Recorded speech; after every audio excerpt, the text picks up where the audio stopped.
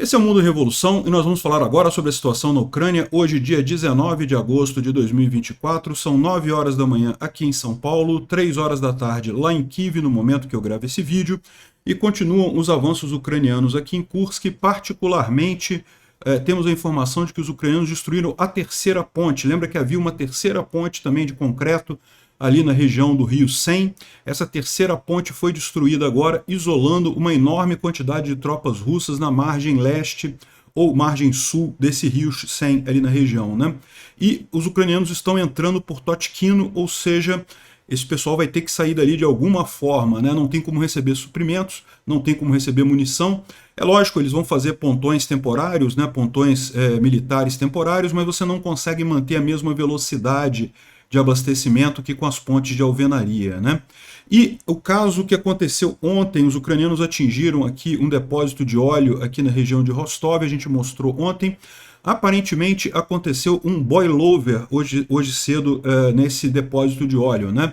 Esse boilover é um fenômeno que acontece com tanques de combustível quando tem acumulação de água dentro do tanque com substância inflamável. É possível que a água ou já tivesse lá por característica dos processos que tinham na região ali, ou foram os russos sem saber que não se pode combater incêndio em tanque de combustível jogando água, né? Piora a situação, causa o boilover. Eu vou mostrar para vocês as evidências aqui. Ninguém está falando isso, tá? Eu tenho algum conhecimento nessa área porque eu atuei com desenvolvimento de sistemas para simulação de acidentes. Ninguém está falando de boilover, mas do que eu conheço, da minha opinião pessoal, é um boilover que aconteceu ali na região de Proletarsk, aqui em Rostov, de ontem para hoje, né? Bom, temos também informações aqui da linha de frente de mais alguns avanços russos do lado ucraniano, nada significativo, mas o mesmo padrão que a gente tem visto nos últimos dias, e temos também tentativas de avanço, falhas dos russos ali em Kharkiv. Vamos falar sobre isso e também vamos falar sobre muitas polêmicas acerca do porquê que a população em Kursk não está rejeitando os ucranianos. Os russos estão muito chateados, a gente falou ontem, né? Que o pessoal está reclamando que quando os russos invadem a Ucrânia, todo mundo briga contra os russos, a população sai nas ruas contra os russos e coisa e tal. E quando os ucranianos invadiram a Rússia, ninguém foi lá defender, e a gente tem uma explicação do porquê que isso aconteceu. Vamos falar sobre esses e outros assuntos em detalhes. Essas notícias foram sugeridas por Safeway ADM, Ciro Impressor e várias outras pessoas. Obrigado aí ao pessoal que sugeriu notícias lá no nosso site, no wrevolving.com. E obrigado a você que está assistindo o nosso vídeo. Se você gosta do nosso conteúdo, por favor, deixe o seu like e se inscreva aqui no canal, né? Pois bem, teve um pequeno ataque com drones Shahed 136 de ontem para hoje. Esses drones de fabricação iraniana que são usados pelos russos, foram um total de 11 drones Shahed, todos eles foram derrubados de ontem para hoje, não causaram nenhum dano significativo na Ucrânia, né? Teve algumas coisas que aconteceram que podem ser acidentes, tá? Provavelmente foram acidentes. Em tese, pode ser também sabotagem ucraniana, tá? Mas provavelmente foram acidentes. Por exemplo, isso aqui é no Barkostostão. Barkostostão é essa região aqui da Rússia, nesse ponto aqui, onde tem a cidade de Ufa. É uma região que é uma república independente dentro da Rússia, né? A Rússia tem repúblicas independentes ali dentro, e isso daqui é um duto de gás que chega numa planta petroquímica ali na região, e aparentemente isso explodiu hoje, feriu 2 pessoas ali na região e certamente vai atrapalhar o funcionamento da refinaria ali, né? Aqui é o pessoal narrando a explosão. Охуеть, вот только что, блядь, взрыв был. Ебать, мы тут с Лехой, нахуй, сидели, блядь, мафом настраивали. Въебало, нахуй, охуеть. Explosão muito grande ali, provavelmente um acidente, né? Aqui tem a imagem do momento em que aconteceu essa explosão. Eu vou tocar para vocês aqui. Deixa só eu tirar o som aqui. O cara tá andando de carro, isso aqui é uma câmera de carro, é muito comum isso lá na Rússia, porque tem muito golpe de gente que se joga na frente do carro para receber seguro depois. Então muitos carros lá na Rússia tem esse negócio. Olha lá, é a explosão. Repara que aparentemente houve um vazamento de gás, porque já tinha um colchão de gás ali no chão, aí teve uma ignição e isso causou um flash fire, né? Causou um incêndio em nuvem, e provavelmente depois disso pegou fogo. Lá teve explosão lá no coisa, mas já tinha um colchão de gás ali na região, né? Então, uma grande explosão ali nessa região do Barkostostão. E também teve uma explosão num vilarejo lá na Marlinsk. na região de Komerovo. Também é longe da fronteira ucraniana, isso não é alguma coisa perto, mas é uma estação da Estrada de Ferro Transibéria, lá no leste da Rússia. De qualquer forma, pegou fogo nessa subestação, isso vai prejudicar os russos. Pode ter sido uma sabotagem ucraniana? Pode ter sido, a gente não sabe. Mas o mais provável é que seja um acidente. De fato, a Rússia não tem um controle muito bom contra incêndios, esse tipo de coisa, né? Bom, agora, o que a gente sabe que não é o caso foi justamente o depósito de óleo lá em Proletarsk, né? Proletarsk, a gente falou ontem, é esse depósito aqui que tem em Rostov-on-Don, e os ucranianos atingiram ele com vários drones ontem, né? Começou um grande incêndio lá, e o incêndio continua acontecendo. Isso aqui é durante a noite, continua um incêndio em vários tanques ali do depósito de óleo em Proletarsk, né? E continuou o incêndio à noite, hoje pela manhã continuou também, mas olha como é que está enorme agora, né? Tem essa imagem aqui ó, que mostra, um pouco depois de uma grande explosão que aconteceu ali, o pessoal não conseguiu pegar o momento da explosão, mas você pode ver os tanques estão aqui, ó, engolfou os tanques todos, essa grande explosão que teve aqui, né? Mas aí você pode falar, pô, caramba, como é que pode? Por que uma explosão grande assim, são depósitos de óleo, né? Óleo é combustível, né? É um óleo que pega fogo, evidentemente, mas não é como se fosse um gás, uma coisa que explode com muita facilidade, né? E aparentemente o que aconteceu aqui foi uma enorme explosão. Dado o tempo que esses tanques estão pegando fogo, a hipótese mais provável é de um boilover, tá? O boilover é o seguinte, você aqui tá vendo? Olha só como é que tá, engolfou todos os tanques aqui de óleo aqui, né? O que é o boilover, né? Tem aqui um site aqui que fala sobre isso, eu não conheço essa empresa aqui, mas está explicando direitinho o que é o boilover. Você tem um tanque com óleo, com coisa combustível, pode ser petróleo, pode ser óleo combustível, pode ser gasolina, pode ser qualquer óleo combustível. E você, por acaso, joga água nesse tanque, o que acontece? A água ela é mais pesada que o combustível, então ela vai para o fundo do tanque, ela fica no fundo do tanque, o combustível pegando fogo em cima dela, e aquela água fica ali no fundo do tanque. Só que essa coisa toda, evidentemente, está muito aquecida, né? Porque você tá pegando fogo, né? Então a água começa a se aquecer, ela começa a chegar num estágio de super líquido, ou seja, ela está líquida só por conta da pressão do combustível que está em cima dela, né? Agora, esse combustível está pegando fogo, o que significa que essa pressão é cada vez menor, né? Então você tem uma temperatura aumentando e a pressão em cima da água cada vez menor. Em algum momento, você tem um ponto de inflexão dessas duas curvas, né? E aí a água que está aqui embaixo, ela se vaporiza imediatamente, explode, jogando o combustível pegando fogo para tudo quanto é lado. Então vira uma explosão enorme, praticamente uma bomba incendiária, né? O boilover é um fenômeno que acontece exatamente quando um tanque de combustível pega fogo por muitas horas. E aí o problema todo é o fato de haver água no fundo do tanque, né? Quando você tem tanques que o processo normal daquela refinaria ou daquela empresa que armazena o combustível ali, ela gera água, às vezes acontece isso, tá? Às vezes os tanques de combustível ficam com um pouco de água no fundo, né? Você tem justamente válvulas para purgar essa água, para tirar essa água do fundo devido ao risco de boilover, né? Aí eu não sei qual é o caso que aconteceu lá na Rússia, né? Eu não sei se esse pessoal não conseguiu fazer a purga, não conseguiu tirar a água do fundo do tanque, o pessoal saiu correndo, deixou os tanques com água e aí aconteceu o boilover, ou se eles erraram no combate a incêndio. Não se joga água em tanque pegando fogo, tanque de combustível pegando fogo, porque causa o boilover, né? A água desce para o fundo do tanque, vai se aquecendo ali, ficando cada vez mais quente, 100 graus, 200 graus, ela continua líquida por causa da pressão do combustível em cima, só que o combustível em cima está se desgastando, porque ele está pegando fogo, né? Está aquecendo cada vez mais e a pressão sendo menor. Uma hora a vaporização é instantânea e joga isso para tudo quanto é lado. Tem vários casos de desastres desse tipo.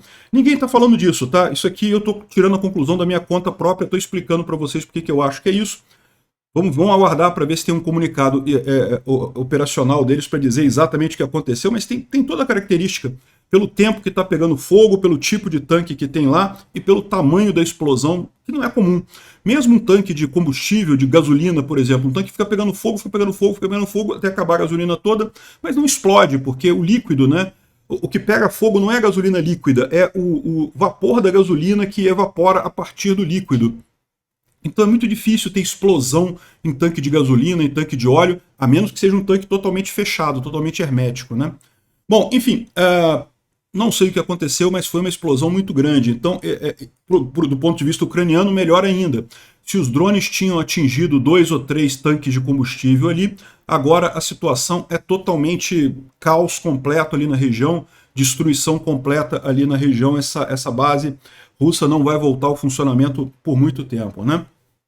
Bom, e a gente também teve a informação, apenas a informação, tá? Não temos imagem, nenhum vídeo comprovando, que os ucranianos teriam atingido um complexo de defesa antiaéreo S-400 essa noite.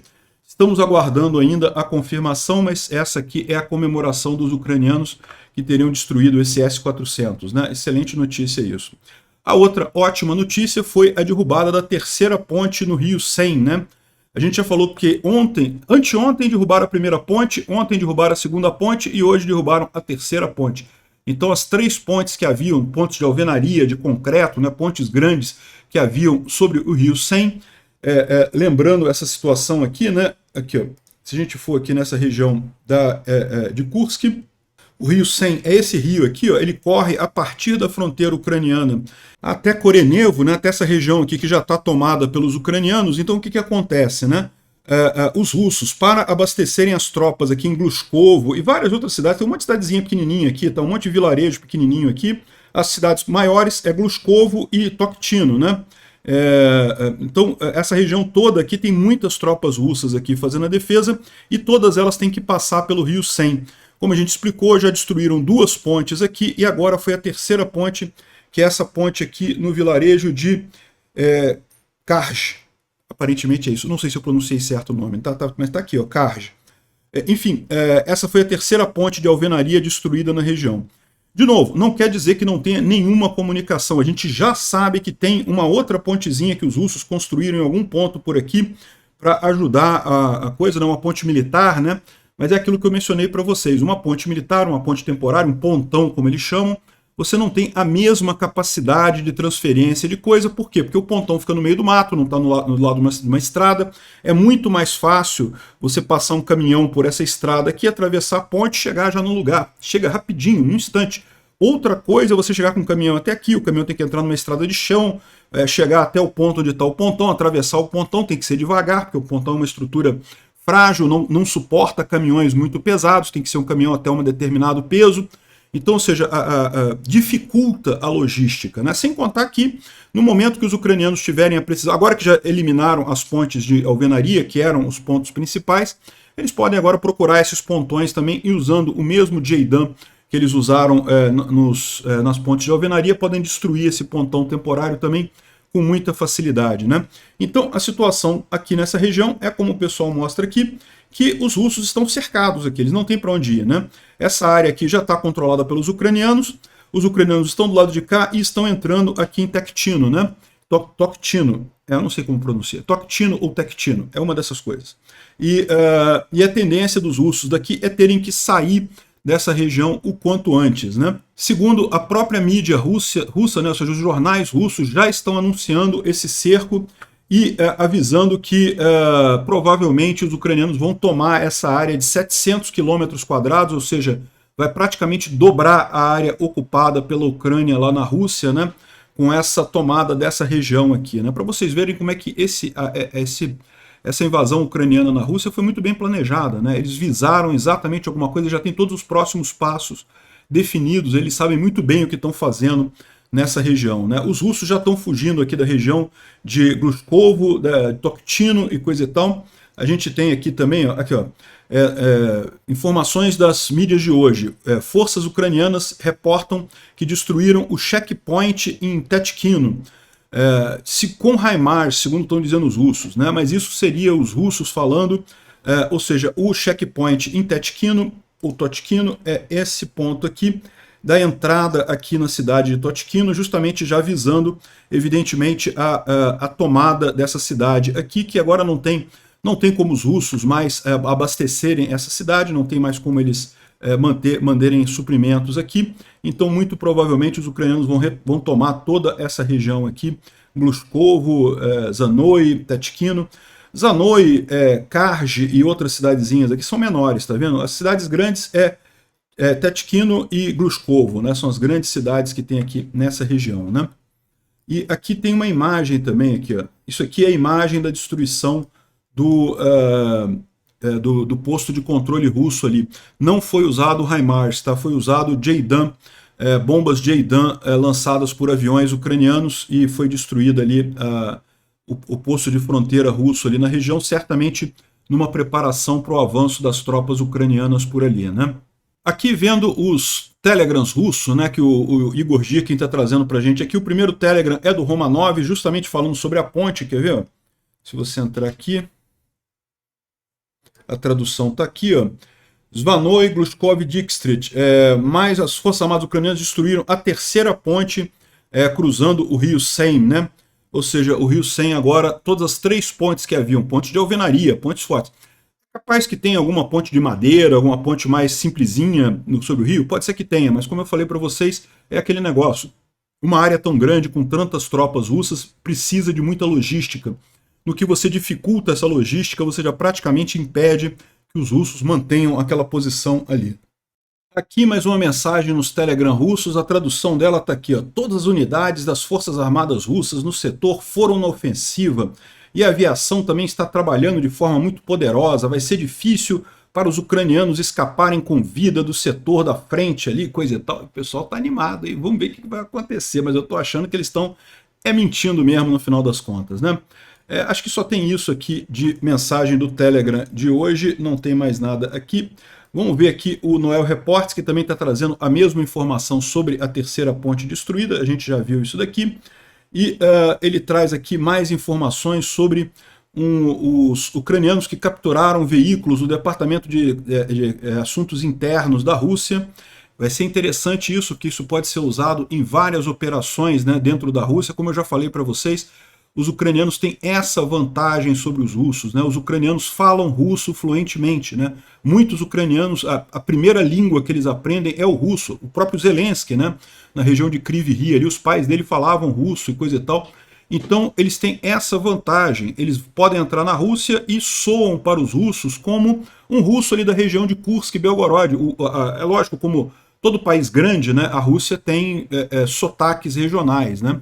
Então, as pessoas lá na Rússia sabem diferenciar uma pessoa da Sibéria de uma pessoa de São Petersburgo, de uma pessoa ali de Belgorod. Os ucranianos soam exatamente como russos de Belgorod ou russos de Kursk.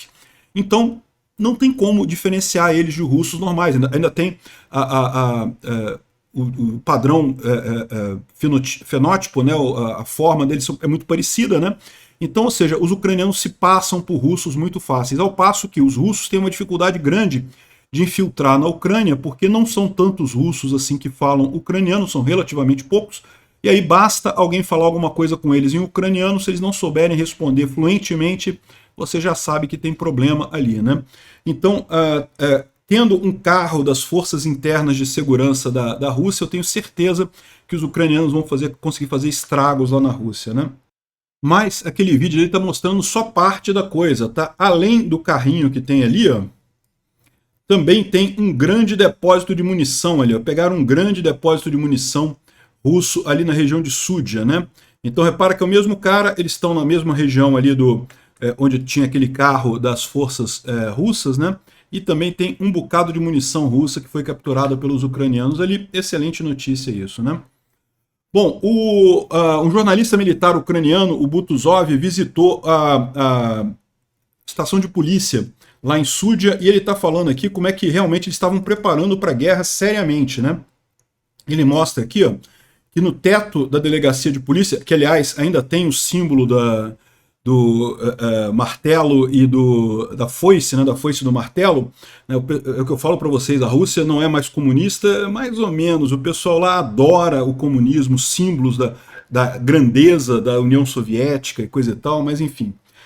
Aqui, ó, eles botaram grades contra drones no topo da delegacia de polícia, então eles estavam realmente preparados para a guerra ali. Está mostrando aqui dentro da delegacia de polícia um monte de coisa blindada, um monte de coisa protegida, ou seja, eles tinham mesmo a expectativa de que se houvesse uma invasão, eles iriam resistir ali na delegacia em Sudzha. Tem ali um monte de armas, de bastões, né? E no final das contas acabou que os ucranianos conseguiram pegar a coisa toda e não vão conseguir fazer nada com isso, né? Ao contrário, vão conseguir usar isso daí como disfarce para fazer ações dentro da Rússia, né? Aqui, ó, os bloggers russos estão encorajando civis no distrito de Rilsk e Ligov a deixarem a área. Ou seja, a gente já está vendo que Korenovo já caiu, Glushkovo já caiu e o próximo passo é Rilsk e logo em seguida é Ligov, né? Ligov, então aqui os russos já estão falando para as pessoas, quem puder sair da região ali, já sair, já abandonar essas regiões de Kursk, porque a coisa tende a se expandir por ali.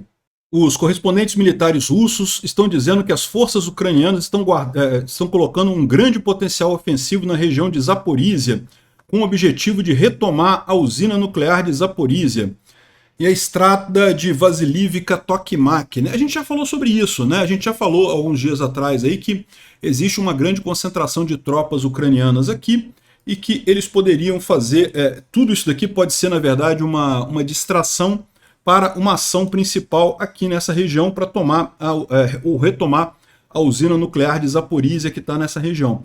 Eu falei sobre a possibilidade de usarem a antiga estrada entre Kamianka de Dniprovska a partir de Nikopol, né, entre Nikopol e Kamianka de Dniprovska.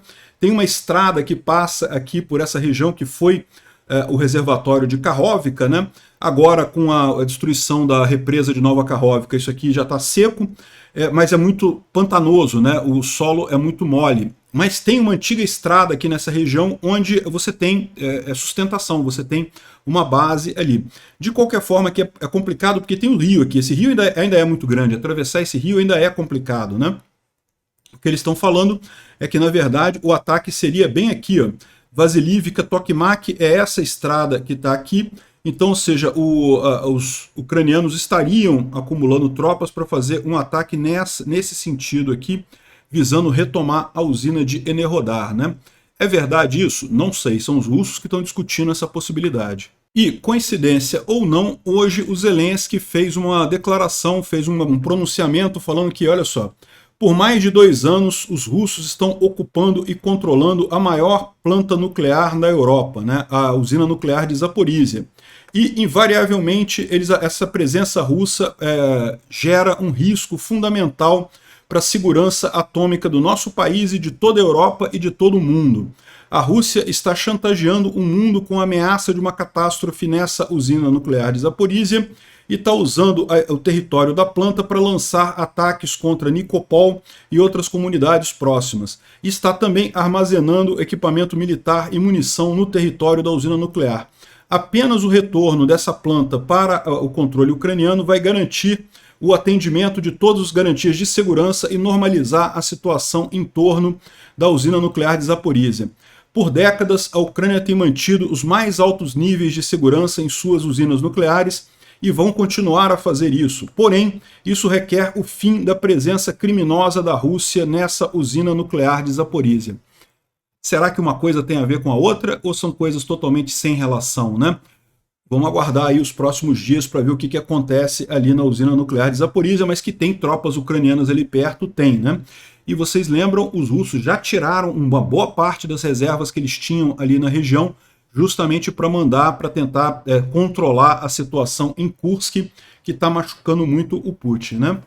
Aqui em Kharkiv, os russos tentaram avançar ali na região de Vovchansk e Liptsi, mas não conseguiram, foram repelidos aqui pelas forças ucranianas, morreu mais um monte de russo tentando avançar ali em Kharkiv, para mostrar para vocês que essa tropa toda ucraniana que está avançando em Kursk não foi retirada da linha de frente ali dentro da Ucrânia, né? A Ucrânia estava preparando mesmo isso, a escolha ucraniana foi por não fazer questão de segurar cada cidadezinha na linha de frente exatamente para poupar reservas, acumular pessoal, acumular equipamento para fazer essa ação em Kursk e, quiçá, outras ações mais importantes aqui nessa guerra, né? Bom, vamos dar uma olhada aqui nos mapas do Pulevolan. Então, aqui a gente tem um mapa ali na região de Kursk com o avanço ucraniano aqui em direção a Glushkovo, né? Glushkovo já está sendo abandonado pelos russos, tá? A gente vai ver mais adiante que os russos, inclusive os militares, estão saindo de Glushkovo, estão abandonando toda essa área aqui. Os ucranianos já avançaram mais 40 quilômetros quadrados aqui nessa direção e também, a gente sabe, estão vindo aqui a partir de Tetkino também, desse lado de cá, né? Ou seja, essa região toda aqui ao sul do rio Shen está condenada para os russos, eles têm que sair daqui, não tem alternativa, né? E aqui ela ainda apresenta Korenovo ainda como controlada pelos russos. Como eu falei para vocês, a gente tem várias evidências, inclusive dos russos falando que os ucranianos já tomaram Korenovo. Vamos aguardar, de repente está errado, foram informações falsas que a gente viu aí nos últimos dias, né? Aqui, vendo o outro lado aqui, os ucranianos também avançaram aqui no fronte sul, aqui nessa região, então teve também um avanço de 20 km² aqui no fronte sul, e também alguma coisa aqui no norte, próximo a Korenevo. Mais uma vez, tem uma zona contestada enorme aqui, justamente porque os russos ainda não conseguiram organizar a defesa deles aqui. Ainda está um barata-voa completo em Kursk, os russos não sabem o que fazer, estão tentando parar os ucranianos de qualquer jeito, mas não está fácil para eles não, né? Bom, aqui falando sobre a região de Toretsk, New York, né? Isso daqui, embora pareça uma área muito grande aqui, ó, 5 km², mais uma vez, né? O que os ucranianos estão avançando lá em Kursk todo dia é muito maior do que os russos avançaram no último mês nesse fronte inteiro aqui. Mas essa área aqui é aquela área que eu já tinha falado para vocês que não tinha jeito. Os ucranianos tinham que sair daqui. No momento que os russos tomaram New York, né, que é essa cidade aqui, esse bolsão ucraniano aqui ficou insustentável. Os ucranianos têm que abandonar mesmo daqui. Que bom que fizeram uma saída ordenada, que não tiveram, não ficaram cercados nem nada, né? Então não tem problema nenhum isso daqui, não faz diferença nenhuma. Aqui também na região de Progress houve alguns avanços aqui na margem oeste do rio, né? Lembra, a principal defesa ucraniana é nesses rios aqui. E isso daqui não importa, porque isso daqui os russos avançaram aqui 10 km², mas essa área aqui é para lá das defesas ucranianas, não faz diferença para os ucranianos. Agora, aqui certamente é problema, né? Dá 2 km de avanço russo aqui, mas de qualquer forma, essa área aqui realmente os russos têm avançado significativamente.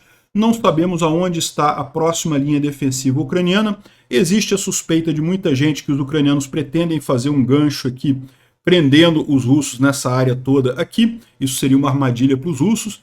Mas vamos ver se é isso mesmo, né? De qualquer forma, o mais provável é aquilo que eu mencionei para vocês. Os ucranianos, de fato, abriram mão de perder pequenas cidadezinhas, pequenos agrupamentos ali na linha de frente, justamente para fazer essa acumulação e fazer contraofensivas que realmente mudem a cara da guerra. Não adianta ficar conquistando uma cidadezinha, conquistando duas, né? A ofensiva de Kursk mudou totalmente a lógica da guerra agora, né? Bom, tem alguns outros mapas do Pulevolan aqui, ó. Tem aqui também na região de Pishne, né, que é próximo de Svatov, nenhum avanço. Aqui na região de próximo de Kreminá, isso aqui é no norte de Kreminá, também nenhuma mudança. Isso aqui é próximo de Soledar, também um pequeno avançozinho de nada aqui, ou seja, nenhuma grande mudança no resto da linha de frente, né? Bom, o Instituto para o Estudo da Guerra, mais uma vez, como a gente tem trazido muita informação devido ao avanço lá de Kursk, eles acabam ficando um pouco atrasados, então eles estão falando aqui sobre os avanços em Súdia e outros avanços que aconteceram ali na região de Kursk, né?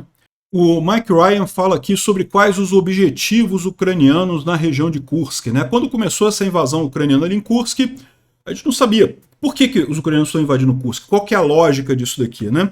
E ele fala agora que a gente já sabe de pelo menos 3 grandes objetivos ucranianos, né? Um desses objetivos é mais evidente, tirar tropas das linhas de frente dentro da Ucrânia, né? A Rússia teve que deslocar um monte de tropa lá para a região de Kursk. Isso é uma coisa que dá trabalho, que causa problemas e que dificulta a operação russa no resto da linha de frente, pode dar margem, inclusive, para outras ofensivas ucranianas em outros pontos da linha de frente, mas então esse é um dos objetivos, retirar tropas de lá.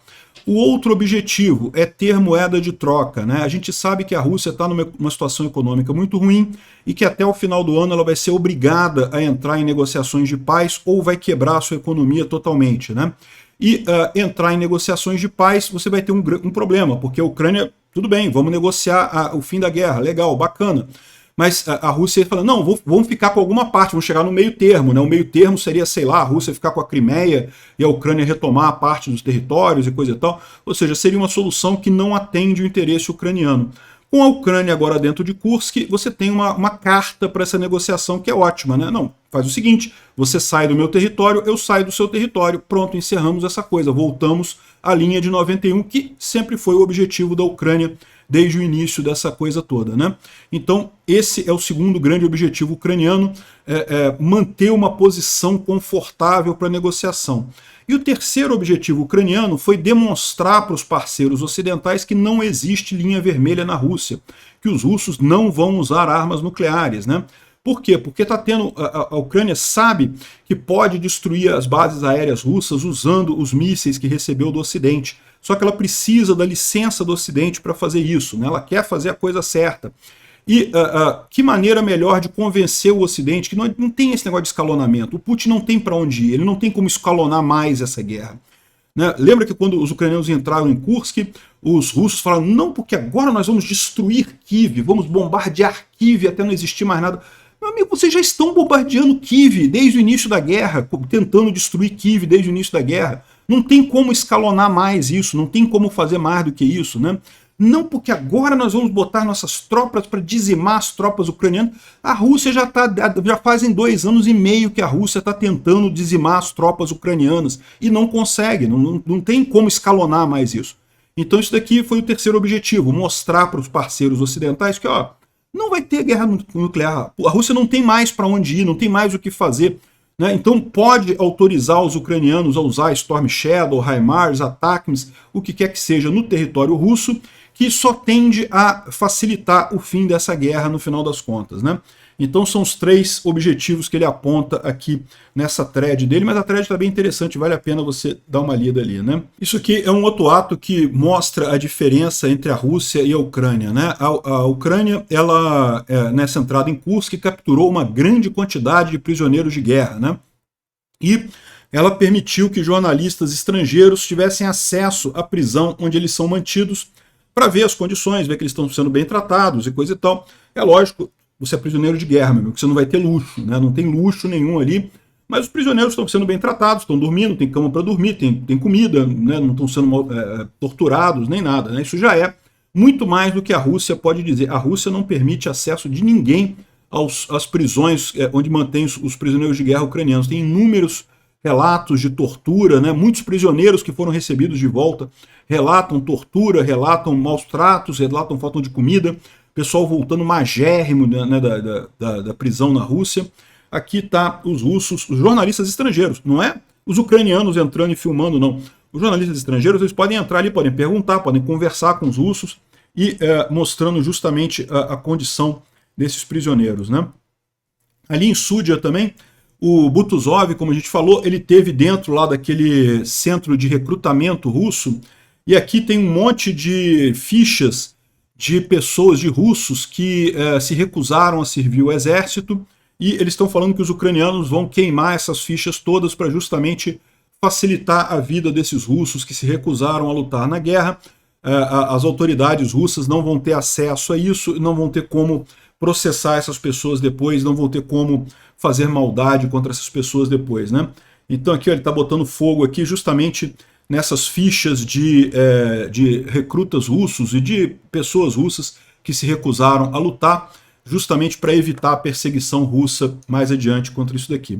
E aqui também mostra os ucranianos dando comida para uma criança local ali, e muitos locais estão agradecendo aos soldados ucranianos justamente porque os russos deixaram eles ali sem nada, né? Pior do que isso, né? Aqui tem um relato de um soldado das Forças Especiais Armat, dos chechenos, que teriam feito maldades sexuais com uma garota de 15 anos. Eu não posso falar a palavra porque o YouTube tira a monetização do vídeo, né? Mas fez maldades com uma garota de 15 anos lá em Korenevo, e não é à toa que os locais estão vendo com bons olhos os ucranianos tomando o controle da região, né?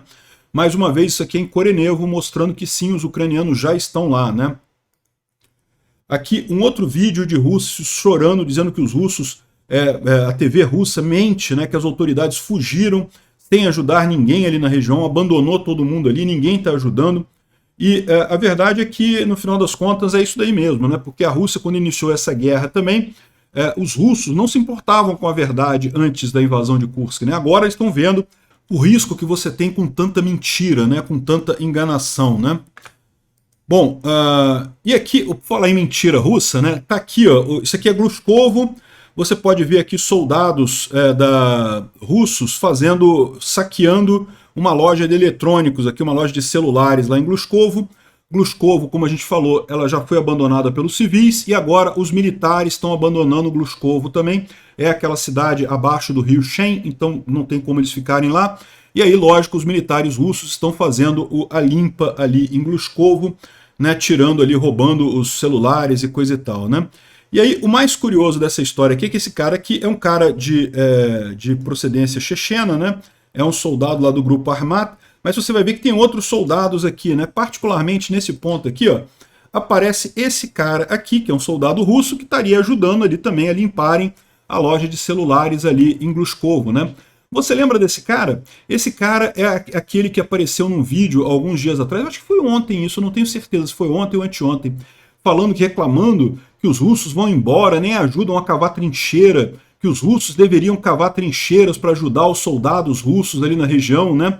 Para você ver, cara, o cara tá reclamando que os russos foram embora e tá saqueando a loja dos russos ali em Glushkovo, né? Que coisa feia, como é que é a mentalidade russa mesmo. Bom, o Anders Aslung está trazendo aqui uma informação muito curiosa, né, falando sobre as informações que se tem do Kremlin são tão pouco confiáveis que, no final das contas, o que tem que ser feito é o que eles chamam de criminologia, né? É o estudo de fotos e documentos para você inferir, a partir de pequenas dicas, o que realmente está acontecendo no Kremlin, né? E, segundo estão dizendo aqui, ó, segundo ele levantou usando criminologia, né? Criminologia é o estudo do Kremlin, é a forma de estudar as mentiras soviéticas, que são basicamente as mesmas desde a época do Kremlin, da toda poderosa União Soviética. Uma dúzia de generais e oficiais de defesa foram perseguidos pelo FSB por corrupção, a gente já estava sabendo disso, né? Mas corrupção não é crime na Rússia, mas um requerimento, ou seja, é o que eu falei para vocês também. Corrupção tem na Rússia como um todo, né? O fato deles terem sido perseguidos é porque justamente fizeram isso para pegar os caras, alguma briga política para pegar o pessoal, né? Como consequência, os militares estão fazendo o mínimo possível e agora o Putin não confia mais neles e chama o FSB para tentar resolver o problema da Ucrânia lá em Kursk, né? Com essa operação antiterrorismo.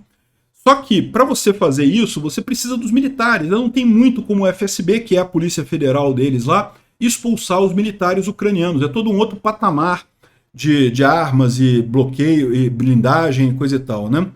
As pessoas dizem que outra razão para o Putin não querer chamar isso uma guerra é que ele teria que fazer uma outra mobilização, como em setembro de 2022, e outros milhões de jovens bem educados lá teriam que imigrar, fugiriam de Moscou e São Petersburgo, e isso seria ruim para ele, né? E para fazer as coisas piores, o Putin colocou o seu antigo guarda-costas, o Alexei Dyumin, como comandante das forças da FSB no Oblast de Kursk. O Putin não confia no exército, por isso botou o FSB, mas ele não confia tanto assim no FSB também. Então ele botou o guarda-costas dele, que é do FSO. O FSO é, digamos, a parte do FSB que é responsável pela segurança pessoal do Putin, que cuida da segurança do Kremlin, do Putin, do governo em si, né? Então ele botou esse guarda-costas para comandar o FSB. Ou seja, isso mostra ainda mais a luta do Putin, né, com a desconfiança generalizada ali dentro do governo russo. Nas últimas 2 semanas, o Putin publicou vários encontros com os Siloviki, que são as pessoas influentes na Rússia, né, que são os poderosos que o Putin se apoia para conseguir governar.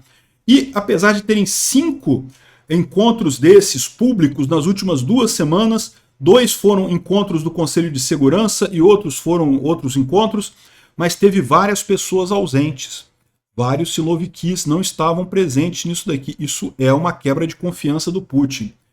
Os que estavam presentes eram o Shoigu, o Belousov, o Alexander Bortnikov, mas faltou um monte de gente aqui, ou seja, um monte de Siloviki nessa história toda, né? Ou seja, a conclusão que ele está chegando aqui é que a situação do Putin não está tão confortável assim, né? O Putin já tem erodido a sua confiança ali no Kremlin há algum tempo. É lógico, a propaganda russa diz que está tudo bem, que os ucranianos vão ser expulsos e não sei o que lá, e que a Ucrânia vai morrer, vai acabar, e não sei, é propaganda russa, eles falam mesmo. Mas lá dentro do Kremlin o pessoal sabe que a situação não está tão boa assim não, que na verdade o contrário é mais provável, né? E aí já começa muita gente a abandonar o Putin ali. Por quê, né? Para pensar, vamos fazendo um balanço do que realmente aconteceu nessa guerra. Finlândia e Suécia entraram para a OTAN. As táticas militares russas foram expostas como completamente atrasadas e sem modificação desde a Segunda Guerra Mundial. Os equipamentos russos mostraram-se absolutamente ineficientes nessa guerra. O exército russo dizimou um monte de soldados, entre 500 mil e 700 mil, e agora depende de forma grande em conscritos e voluntários pouco treinados, né? As diversas linhas vermelhas que o Putin colocou e não cumpriu mostram que no final das contas não tem linha vermelha nenhuma, né? Medvedev chama diariamente por ameaças nucleares e coisa e tal, e a essa altura parece mais um homem bêbado gritando coisas, né? A tropa russa do Mar Negro foi retirada da Crimeia e agora muito mal opera no Mar Negro sem impedir o trânsito de grãos ucranianos. Isso sem contar o afundamento do Moskva, né, que é a nau capitânia dos russos, né? A Ucrânia continua exportando grãos pelo Mar Negro, lembrando que a Rússia queria capturar Odessa no início dessa guerra, né? Enfim, um monte de coisa aqui que mostra só como que a situação do Putin está ruim lá. O pessoal sabe, eles olham objetivamente o que está acontecendo e estão vendo o desastre que está sendo essa guerra para o Putin, né? E número 17, eu mencionei que a Ucrânia invadiu a Rússia. Teve uma russete americana, o cara chamado Wilmer Puelo Mota, que foi para a Rússia, está lutando como voluntário pelos russos, né? Olha só, o cara, não sei se o cara caiu na propaganda russa. Não, ele não caiu na propaganda russa. Aparentemente ele está sendo processado por ter pornografia infantil e aí fugiu para a Rússia, né? Está tentando manter-se livre da cadeia nos Estados Unidos e tá lá. Ele não sabe a roubada que ele entrou, mas enfim. E uma outra boa notícia aqui para terminar o vídeo, a Lockheed Martin, que é a fabricante dos F-16, ofereceu vender à Ucrânia F-16 novos, os 72 F-16 V Viper Aircraft. Caramba, será que a Ucrânia vai ter grana para isso? Seria lindo se tivesse, né? Pudesse comprar esses F-16, né? Poxa, ia ser realmente lindo. Será que o Biden vai deixar também? Se a Lockheed Martin ofereceu, né, seria uma boa coisa isso daí. Obrigado por assistir o vídeo até o final. Se gostou do conteúdo, não esqueça de deixar o seu like, isso ajuda o canal a crescer e a chegar para mais gente. Se não gostou, deixe o dislike e explique nos comentários como podemos melhorar. Comente também sugestões de temas que podemos trazer por aqui. Comentários insultuosos ou defendendo ditaduras e criminosos de guerra serão sumariamente bloqueados. Agradeço a compreensão. Se ainda não é inscrito no canal, considere se inscrever clicando no botão inscrever-se abaixo e marcando a campainha para todos os avisos. Se quiser ajudar o canal, veja no nosso site como você pode fazer isso.